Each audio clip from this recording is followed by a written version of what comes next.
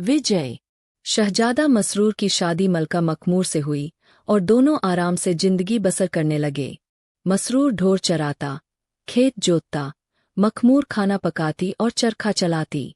दोनों तालाब के किनारे बैठे हुए मछलियों का तैरना देखते, लहरों से खेलते, बगीचे में जाकर चिड़ियों के चहचहे सुनते और फूलों के हार बनाते। न कोई फिक्र थी, न कोई चिंता थी। लेकिन बहुत दिन न गुजरने पाए थे उनके जीवन में एक परिवर्तन आया। दरबार के सदस्यों में बुल्हवस खौ नाम का एक फसादी आदमी था। शाह मसरूर ने उसे नज़र बंद कर रखा था। वह धीरे धीरे मलका मखमूर के मिजाज में इतना दाखिल हो गया कि मलका उसके मशवरे के बगैर कोई काम न करती। उसने मलका के लिए एक हवाई जहाज बनाया जो महज इशारे से चलता था।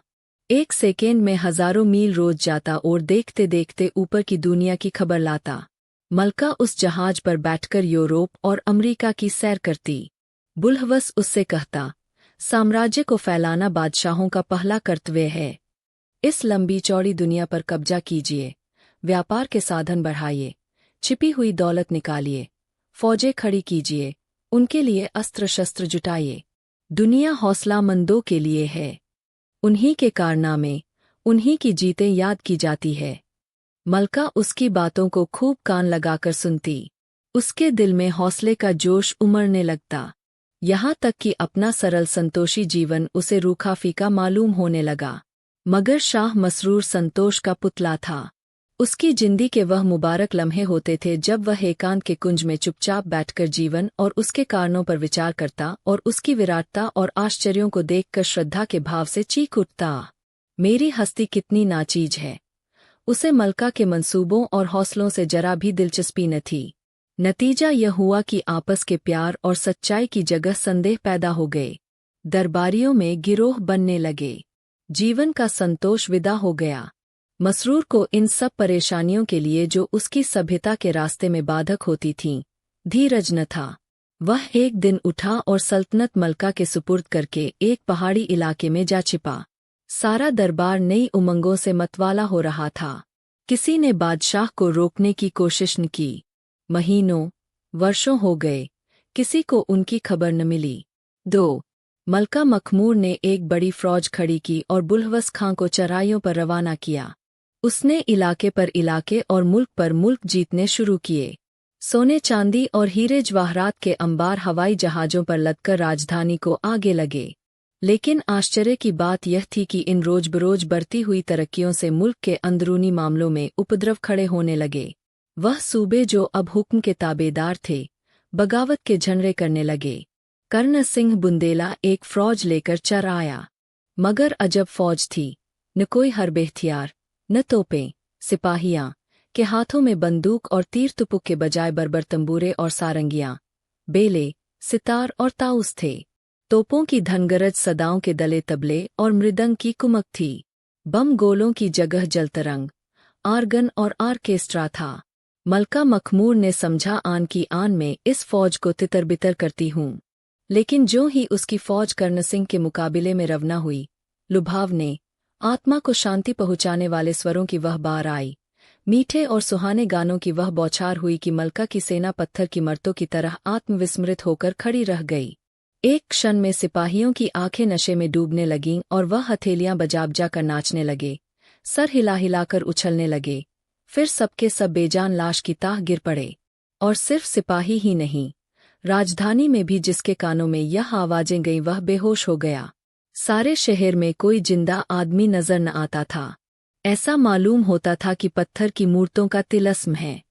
मलका अपने जहाज पर बैठी यह करिश्मा देख रही थी। उसने जहाज नीचे उतारा कि देखूं क्या माजरा है। पर उन आवाजों के कान में पहुंचते ही उसकी भी वही दशा हो गई। वह हवाई जहाज पर नाचने लगी और बेहोश होकर गिर पड़ी।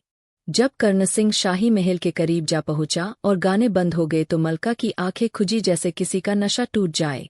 उसने कहा, मैं वही गाने सुनूंगी, वही राग, वही आलाप, वही लुभाने वाले गीत। हाय, वह आवाजें कहो गईं, कुछ परवाह नहीं, मेरा राज जाए, पाट जाए, मैं वही राग सुनूंगी। सिपाहियों का नशा भी टूटा। उन्होंने उसके स्वर मिलाकर कहा, हम वही गीत सुनेंगे, वही प्यारे प्यारे मोहक राग। बला से हम गिरफ्तार होंगे, गुलामी की बेड़ियां पहनेंगे, आजादी से हाथ धोएंगे, पर वही राग, वही तराने, वही ताने, वही धुने। सूबेदार लोचनदास को जब कर्ण सिंह की विजय का हाल मालूम हुआ तो उसने भी विद्रोह करने की ठानी। अपनी फौज लेकर राजधानी पर चढ़ दौड़ा। मलका ने अब की जानतोड़ मुकाबला करने की ठानी। सिपाहियों को खूब ललकारा और उन्हें लोचदास के मुकाबले में खड़ा किया, मगर वाहरी हमलावन फौज, न कहीं सवार, न कहीं प्यादे, न तोप, न बंदूक, न हरबे, न हथियार। सिपाहियों की जगह सुंदर नर्तकियों के गोल थे और थिएटर के एक्टर। सवारों की जगह भांडों और बहुरूपियों के गोल। मोर्चों की जगह तीतर और बटेरों के जोड़ छूटे हुए थे, तो बंदूक की जगह सर्कस और बाइस्कोप के खेमे पड़े थे। कहीं हीरे जवाहरात अपनी आबताब दिखा रहे थे, कहीं तरह तरह के चरिंदों परिंदों की नुमाइश खुली हुई थी। मैदान के एक हिस्से में धरती की अजीब अजीब चीजें, झने और बर्फिस्तानी चोटियां और बर्फ के पहाड़, पेरिस का बाजार, लंदन का एक्सचेंज, यस्टन की मंडियां, अफ्रीका के जंगल, सहारा के रेगिस्तान, जापान की गुलकारियां, चीन के दरियाई शहर, दक्षिण अमेरिका के आदमखोर, काफ की परियां, लैपलैंड के सुमूरपोश इंसान और ऐसे सैकड़ों विचित्र आकर्षक दृश्य चलते फिरते दिखाई पड़ते थे। मलका की फौज यह नजारा देखते ही बेसुध होकर उसकी तरफ दौड़ी। किसी को सर पैर का ख्याल न रहा। लोगों ने बंदूकें फेंक दीं, तलवारें और किरचे उतार फेंकीं और बेतहाशा इन दृश्यों के चारों तरफ जमा हो गए। कोई नाचने वालियों की मीठी अदाओं और नाजुक चलन पर दिल दे बैठा, कोई थिएटर के तमाशों पर रीझा। कुछ लोग तीतरों और बटेरों के जोड़ देखने लगे और सब के सब चित्रलिखित से मंत्रमुग्ध खड़े रह गए। मलका अपने हवाई जहाज पर बैठी कभी थिएटर की तरफ जाती, कभी सर्कस की तरफ दौड़ती, यहाँ तक कि वह भी बेहोश हो गई। लोचनदास जब विजय करता हुआ शाही महल में दाखिल हो गया तो मलका की आंखें खुलीं। उसने कहा, हाय, वह तमाशे कहाँ गए? वह सुंदर सुंदर दृश्य, वह लुभावने दृश्य कहाँ गायब हो गए? मेरा राज जाए, पाट जाए, लेकिन मैं यह सैर जरूर देखूंगी। मुझे आज मालूम हुआ कि जिंदगी में क्या क्या मजे हैं। सिपाही भी जागे। उन्होंने एक स्वर से कहा, हम वही सैर और तमाशे देखेंगे। हमें लड़ाई भिड़ाई से कुछ मतलब नहीं, हमको आजादी की परवाह नहीं। हम गुलाम होकर रहेंगे, पैरों में बेड़ियां पहनेंगे, पर इन दिलफ्रेबियों के बगैर नहीं रह सकेंगे। 4 मलका मखमूर को अपनी सल्तनत का यह हाल देखकर बहुत दुख होता। वह सोचती, क्या इसी तरह सारा देश मेरे हाथ से निकल जाएगा? अगर शाह मसरूर ने यूं किनारा न कर लिया होता तो सल्तनत की यह हालत कभी न होती। क्या उन्हें यह कैफियतें मालूम न होंगी? यहाँ से दमदम की खबरें उनके पास आ जाती है, मगर जरा भी जुम्बिश नहीं करते। कितने बेरहम हैं। खैर, जो कुछ सर पर आएगी सह लूंगी, पर उनकी मिन्नत न करूंगी। लेकिन जब वह उन आकर्षक गानों को सुनती और दूसरों को देखती तो यह दुखदाई विचार भूल जाते। उसे अपनी जिंदगी बहुत आनंद की मालूम होती। बुलहवस खां ने लिखा, मैं देशमनों से घिर गया हूँ। नफरत अली और कीन खां और ज्वाला सिंह ने चारों तरफ से हमला शुरू कर दिया है। तब तक और कुमक न आए, मैं मजबूर हूँ। पर मलका की फौज यह सैर और गाने छोड़कर जाने पर राजी न होती थी। इतने में 2 सूबेदारों ने फिर बगावत की। मिर्जा शमीम और रसराज सिंह दोनों एक होकर राजधानी पर चढ़े। मलका की फौज में अब न लज्जा थी न वीरता। गाने बजाने और सैरात तमाशे ने उन्हें आरा मतलब बना दिया था। बड़ी बड़ी मुश्किलों से सजस्जा कर मैदान में निकले। दुश्मन की फौज इंतजार करती खड़ी थी, लेकिन न किसी के पास तलवार थी, न बंदूक। सिपाहियों के हाथों में फूलों के खुलदस्ते थे, किसी के हाथ में इत्र की शीशियां, किसी के हाथ में गुलाब के फवाहर, कहीं लवेंडर की बोतलें, कहीं मुश्क वगैरह की बहार। सारा मैदान अत्तार की दुकान बना हुआ था। दूसरी तरफ रसराज की सेना थी। उन सिपाहियों के हाथों में सोने के तश्त थे, जरबफ्त के खनपेशों से ढके हुए। किसी में बर्फी और मलाई थी, किसी में कोरमे और कबाब, किसी में खुबानी और अंगूर।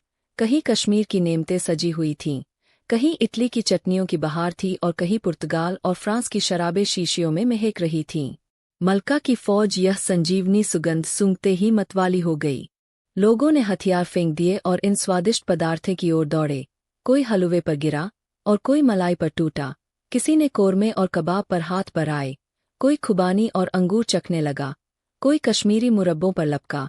सारी फौज भिखमंगों की तरह हाथ फैलाए यह नेमतें मांगती थी और बेहद चाव से खाती थी। एक एक कौर के लिए, एक चमचा फिरनी के लिए, शराब के एक प्याले के लिए खुशामदे करते थे, नाके रगड़ते थे, सिजदे करते थे। यहाँ तक कि सारी फौज पर एक नशा छा गया, बेदम होकर गिर पड़ी। मलका भी इटली के मरब्बों के सामने दामन फैला फैलाकर मिन्नतें करती और कहती थी कि सिर्फ एक लुकमा और एक प्याला दो और मेरा राज लो, पाट लो, मेरा सब कुछ ले लो, लेकिन मुझे जी भर खा पी लेने दो। यहाँ तक कि वह भी बेहोश होकर गिर पड़ी। मलका की हालत बेहद दर्दनाक थी। उसकी सल्तनत का एक छोटा सा हिस्सा दुश्मनों के हाथ से बचा था। उसे एक दम के लिए भी इस गुलामी से नजात न मिलती कि कर्ण सिंह के दरबार में हाजिर होती, कभी मिर्जा शमीम की खुशामद करती, इसके बगैर उसे चैन न आता। हाँ, जब कभी इस मुसाहिबी और जिल्लत से उसकी तबीयत थक जाती तो वह अकेले बैठकर घंटों रोती और चाहती कि जाकर शाह मसरूर को मना लाऊं। उसे यकीन था कि उनके आते ही बागी काफूर हो जाएंगे, पर एक ही क्षण में उसकी तबीयत बदल जाती। उसे अब किसी हालत पर चैन आता था। अभी तक बुलहवस खां स्वामी भक्ति में फर्क न आया था, लेकिन जब उसने सल्तनत की यह कमजोरी देखी तो वह भी बगावत कर बैठा। उसकी आजमाई हुई फौज के मुकाबले में मलका की फौज क्या ठहरती। पहले ही हमले में कदम उखड़ गए। मलका खुद गिरफ्तार हो गई। बुलहवस खां ने उसे एक तिलस्माती कैदखाने में बंद कर दिया। सेवक वे स्वामी बनत बैठा।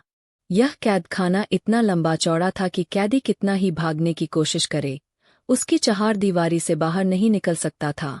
वहां संतरी और पहरेदार न थे, लेकिन वहां की हवा में एक खिंचाव था। मलका के पैरों में नबेड़ियां थीं, न हाथों में हथकड़ियां, लेकिन शरीर का अंग प्रत्यंग तारों से बंधा हुआ था। वह अपनी इच्छा से हिल भी न सकती थी। वह अब दिन के दिन बैठी हुई जमीन पर मिट्टी के घरौंदे बनाया करती और समझती यह महल है। तरह के स्वांग भरती और समझती दुनिया मुझे देखकर लट्टू हो जाती है। पत्थर टुकड़ों से अपना शरीर गूंद लेती और समझती कि अब हूरे भी मेरे सामने मात है। वह दरख्तों से पूछती, मैं कितनी खूबसूरत हूँ। शाखों पर बैठी चिड़ियों से पूछती, हीरे जवाहरात का ऐसा गुलबंद तुमने देखा है। मिट्टी की ठीकरों का अंबार लगाती और आसमान से पूछती, इतनी दौलत तुमने देखी है? मालूम नहीं इस हालत में कितने दिन गुजर गए। मिर्जा शमीम, लाचनदास वगैरह हरदम उसे घेरे रहते थे। शायद वह उससे डरते थे। ऐसा न हो यह शाह मसरूर को कोई संदेशा भेज दे। कैद में भी उस पर भरोसा न था। यहाँ तक कि मलका की तबीयत इस कैद से बेजार हो गई। वह निकल भागने की तदबीरें सोचने लगी। इसी हालत में एक दिन मलका बैठी सोच रही थी, मैं क्या हो गई? जो मेरे इशारों के गुलाम थे वह अब मेरे मालिक है। मुझे जिस कल चाहते हैं बिठाते हैं, जहाँ चाहते हैं घुमाते हैं। अफसोस मैंने शाह मसरूर का कहना न माना, यह उसी की सजा है। काश एक बार मुझे किसी तरह इस कैद से छुटकारा मिल जाता तो मैं चलकर उनके पैरों पर सिर रख देती और कहती, लौंडी की खता माफ कीजिए। मैं खून के आंसू रोती और उन्हें मना लाती और फिर कभी उनके हुक्म से इनकार न करती। मैंने इस नमकहराम बुलहवस खां की बातों में पढ़कर उन्हें निर्वासित कर दिया। मेरी अक्ल कहाँ चली गई थी। यह सोचते सोचते मलका रोने लगी कि यकायक उसने देखा, सामने एक खिले हुए मुखड़े वाला गंभीर पुरुष सादा कपड़े खड़ा है। मलका ने आश्चर्यचकित होकर पूछा, आप कौन हैं? यहाँ मैंने आपको कभी नहीं देखा। पुरुष, हाँ, इस कैदखाने में मैं बहुत कमाता हूँ। मेरा काम है कि जब कैदियों की तबीयत यहाँ से बेजार हो तो उन्हें यहाँ से निकलने में मदद दूँ। मलका, आपका नाम? पुरुष, संतोख सिंह। मलमा, आप मुझे इस कैद से छुटकारा दिला सकते हैं? संतोख, हाँ, मेरा तो काम ही यह है, लेकिन मेरी हिदायतों पर चलना पड़ेगा। मलका, मैं आपके हुक्म से जौभर भी इधर उधर न करूंगी। खुदा के लिए मुझे यहाँ से जल्द ले चलिए। मैं मरते दम तक आपकी शुक्रगुजार रहूंगी। संतोख, आप कहाँ चलना चाहती है? मलका, मैं शाह मसरूर के पास जाना चाहती हूँ। आपको मालूम है वह आजकल कहाँ है? संतोख, हाँ, मालूम है, मैं उनका नौकर हूँ। उन्हीं की तरफ से मैं इस काम पर तैनात हूँ। मलका, तो खुदा के वास्ते मुझे जल्द ले चलिए। मुझे अब यहाँ एक घड़ी रहना जी पर भारी हो रहा है। संतोख, अच्छा तो यह रेशमी कपड़े और यह जवाहरात और सोने के जेवन उतार कर फेंक दो। बुलहवस ने इन्हीं जंजीरों से तुम्हें जाकर दिया है। मोटे से मोटा कपड़ा जो मिल सके पहन लो। इन मिट्टी के घरौंदों को गिरा दो। इत्र और गुलाब की शीशियाँ, साबुन की बट्टियाँ और यह पाउडर के डब्बे सब फेंक दो। मलका ने शीशियों और पाउडर के तड़ाक तड़ाक पटक दिए। सोने के जेवरों को उतारकर फेंक दिया कि इतने में बुलवस खां धाड़े मारकर रोता हुआ आकर खड़ा हुआ और हाथ बांधकर कहने लगा, दोनों जहानों की मलका, मैं आपका नाचीज गुलाम हूँ, आप मुझसे नाराज है। मलका ने बदला लेने के अपने जोश में मिट्टी के घरौंदों को पैरों से ठुकरा दिया, ठीकरों के अंबार को ठोकरे मारकर बिखेर दिया। बुलहवस के शरीर का एक एक अंग कटकट कर गिरने लगा। वह बेदम होकर जमीन पर गिर पड़ा और दम के दम में जहन्नुम रसीद हुआ। संतोख सिंह ने मलका से कहा, देखा तुमन, इस दुश्मन को तुम कितना डरावना समझती थीं, आन की आन में खाक में मिल गया। मलका, काश मुझे यह हिकमत मालूम होती तो मैं कभी की आजाद हो जाती, लेकिन अभी और भी तो दुश्मन है। संतोख उनको मारना इससे भी आसान है। चलो कर्ण सिंह के पास। ज्यों ही वह अपना सुर अलापने लगे और मीठी मीठी बातें करने लगे, कानों पर हाथ रख लो, देखो अदृश्य के पर्दे से फिर चीज सामने आती है। मलका कर्ण सिंह के दरबार में पहुंची। उसे देखते ही चारों तरफ से धुपद और तिल्लाने के वार होने लगे। पियानो बजने लगे। मलका ने दोनों कान बंद कर लिए। कर्ण सिंह के दरबार में आग का शोला उठने लगा। सारे दरबारी जलने लगे।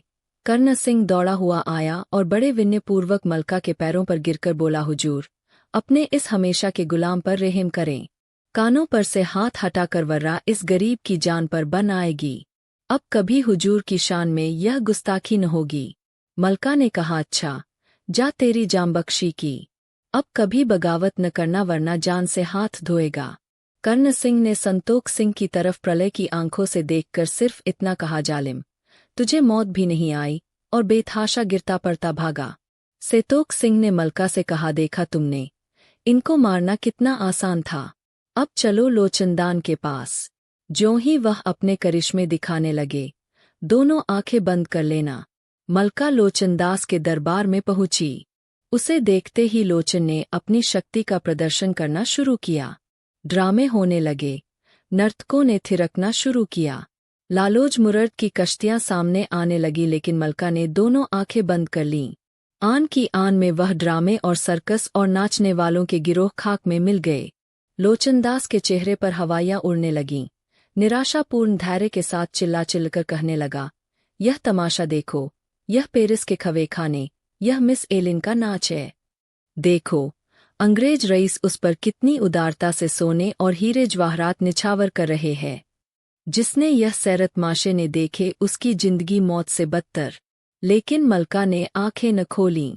तब लोचनदास बदहवास और घबराया हुआ, बेत के दरख्त की तरह कांपता हुआ मलका के सामने आ खड़ा हुआ और हाथ जोड़कर बोला, हुजूर, आंखें खोलें, अपने इस गुलाम पर रहम करें, नहीं तो मेरी जान पर बन जाएगी।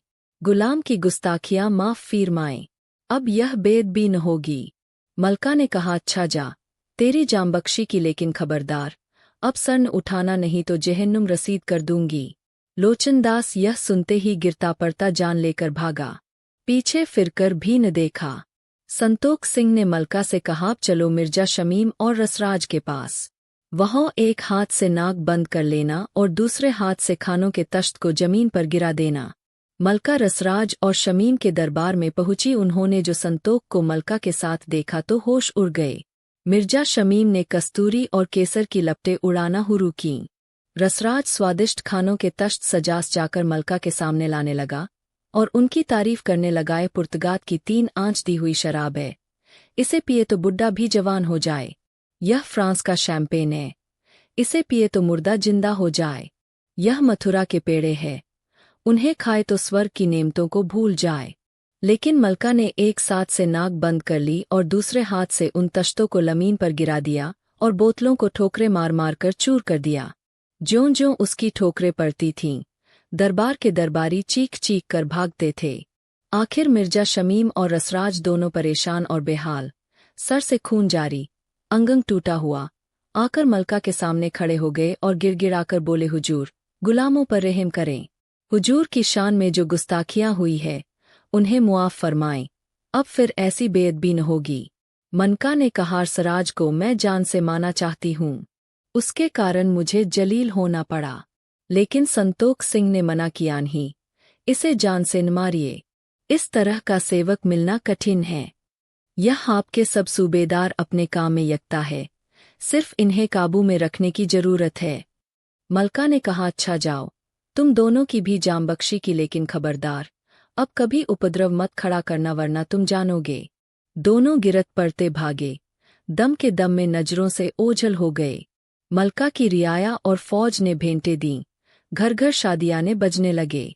चारों बागी सूबेदार शहरपनाह के पास छापा मारने की घात में बैठ गए, लेकिन संतोख सिंह जब रियाया और फौज को मस्जिद में शुक्रिये की नमाज अदा करने के लिए ले गया तो बागियों को कोई उम्मीद न रही, वह निराश होकर चले गए। जब इन कामों से फुर्सत हुई तो मलका ने संतोख सिंह से कहा, मेरे पास अल्फाज नहीं, में इतनी ताकत है कि मैं आपके एहसानों का शुक्रिया अदा कर सकूं। आपने मुझे गुलामी ताकत से छुटकारा दिया, मैं आखिरी दम तक आपका जस गाऊंगी। अब शाह मसरूर के पास मुझे ले चली, मैं उनकी सेवा करके अपनी उम्र बसर करना चाहती हूँ। उनसे मुंह मोड़कर मैंने बहुत जिल्लत और मुसीबत झेली, अब अभी उनके कदमों से जुदा न होंगी। संतोख सिंह, हाँ, चलिए मैं तैयार हूँ, लेकिन मंजिल सख्त है, घबराना मत। मलका ने हवाई जहाज मंगाया, पर संतोख सिंह ने कहा, वहाँ हवाई जहाज का गुजर नहीं है, पैदल पड़ेगा। मलका ने मजबूर होकर जहाज वापस कर दिया और अकेले अपने स्वाति को मनाने चली। वह दिन भर भूखी प्यासी पैदल चलती रही। आंखों के सामने अंधेरा छाने लगा, प्यास से गले में कांटे पड़ने लगे, कांटों से पैर छलनी हो गए। उसने अपने मार्गदर्शक से पूछा, भी कितनी दूर है? संतोख, भी बहुत दूर है, चुपचाप चली आओ, यहाँ बातें करने से मंजिल खोटी हो जाती है। रात हुई, आसमान पर बादल छा गए, सामने एक नदी पड़ी, किश्ती का पता न था। मलका ने पूछा, किश्ती कहाँ है? संतोष ने कहा, आंधी में चलना पड़ेगा, यहाँ किश्ती कहाँ है? मलका को डर मालूम हुआ, लेकिन वह जान पर खेलकर दरिया में चल पड़ी। मालूम हुआ कि सिर्फ आग का धोखा था, वह रेतीली जमीन थी। सारी रात संतोख सिंह ने एक क्षण के लिए भी दम न लिया। जब भोर का तारा निकल आया तो मलका ने रोकर कहा, भी कितनी दूर है, मैं तो मरी जाती हूँ। संतोख सिंह ने जवाब दिया, चुपचाप चली आओ। मलका ने हिम्मत करके फिर कदम बढ़ाए। उसने पक्का इरादा कर लिया था कि रास्ते में मर ही क्यों न जाऊं, पर नाकाम न लौटूंगी। उस कैद से बचने के लिए वह कड़ी मुसीबतें झेलने को तैयार थी। सूरज निकला, सामने एक पहाड़ नजर आया जिसकी चोटियां आसमान में घुसी हुई थीं। संतोख सिंह ने पूछा, इसी पहाड़ी की सबसे ऊंची चोटी पर शाह मसरूर मिलेंगे, चढ़ सकोगी? मलका ने धीरज से कहा, हाँ, चढ़ने की कोशिश करूंगी। बादशाह से भेंट होने की उम्मीद ने उसके बेजान पैरों में पर लगा दिए। वह तेजी से कदम उठाकर पहाड़ों पर चढ़ने लगी। पहाड़ के बीचों बीच आते वह थक कर बैठ गई, उसे घसा गया, मालूम हुआ कि दम निकल रहा है। उसने निराश आंखों से अपने मित्र को देखा। संतोख सिंह ने कहा, एक दफा और हिम्मत करो, दिल में खुदा की याद करो। मलका ने खुदा की याद की, उसकी आंखें खुल गईं। वह फुर्ती से उठी और एक ही हल्ले में चोटी पर जा पहुंची। उसने एक ठंडी सांस ली। वहां शुद्ध हवा में सांस लेते ही मलका के शरीर में एक नई जिंदगी का अनुभव हुआ। उसका चेहरा दमकने लगा, ऐसा मालूम होने लगा कि मैं चाहूँ तो हवा में उड़ सकती हूँ। उसने खुश होकर संतोख सिंह तरफ देखा और आश्चर्य के सागर में डूब गई। शरीर वही था, पर चेहरा शाह मसरूर का था। मलका ने फिर उसकी तरफ अचरज की आंखों से देखा। संतोख सिंह के शरीर पर से एक बादल का पर्दा हट गया और मलका को वहां शाह मसरूर बड़े नजर आए, भी हल्का नीला कुर्ता, वही गेरुए रंग की तरह। उनके मुखमंडल से तेज की कांति बरस रही थी, माथा तारों की तरह चमक रहा था। मलका उनके पैरों पर गिर पड़ी। शाह मसरूर ने उसे सीने से लगा लिया।